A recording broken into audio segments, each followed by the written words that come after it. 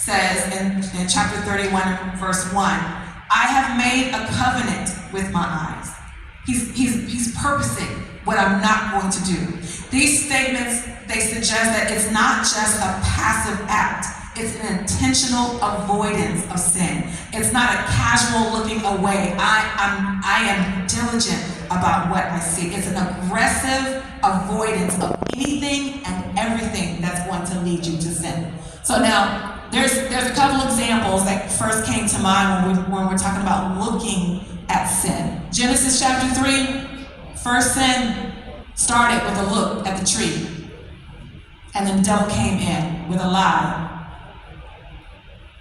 Then we got David and Bathsheba. It started with a look. It started with something he had no business watching. What he should have done was gone right back inside, ignored all that he saw, and kept it moving.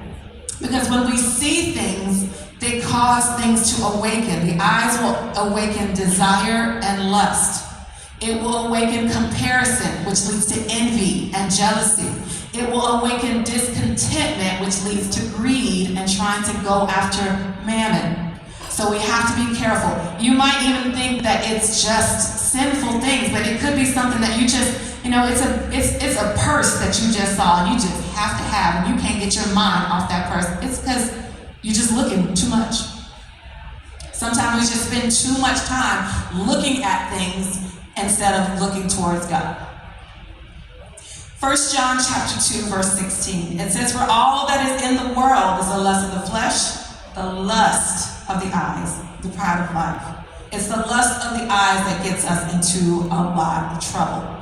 So essentially, the eyes are a physical gateway. The images move to our soul and become thoughts, imaginations, and emotions that triggers, and emotional triggers, and then our spirits are affected because we've exposed ourselves to the things that we dwell on. So we have to be careful of what we see. So what does stewarding the eyes look like?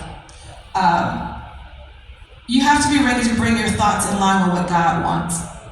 Philippians chapter 4, verse 8. Finally, brethren, whatsoever things are true, whatsoever things are honest, whatsoever things are just, whatsoever things are pure, whatsoever things are lovely, whatsoever things are of good report, if there be any virtue and if there be any praise, think on these things. So once you get in trouble, you got to go back to the Word. You got to find yourself in the Word. You got to meditate on the Word. You got to listen to the Word. You got to be in the Word. Because in order to get something out of your mind, you've got to redirect. You can't just say, well, I'm not just going to think about that. Well, what are you going to think about? Because that thing is going to haunt you until you replace it with something else. So we have to get back to the Word. Some other practical things is set boundaries beforehand. Job said, I've made a covenant with my eyes. That means he knew where he was going, what he was going to do before he got in the situation. If you wait to get into the situation, your flesh is going to win every time. You've got to set your boundaries. This is what I will watch. This is what I won't watch. This is what I will tolerate. I'm not just going to put any and everything. And I know that when I open up YouTube, if the first thing that comes up is something up, we're skipping. I love me a good cooking show.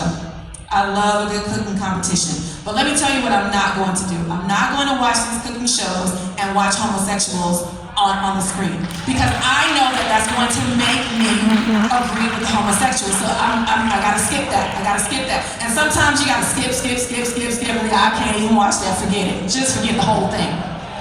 You have to make up in your mind what you will not tolerate and what you will not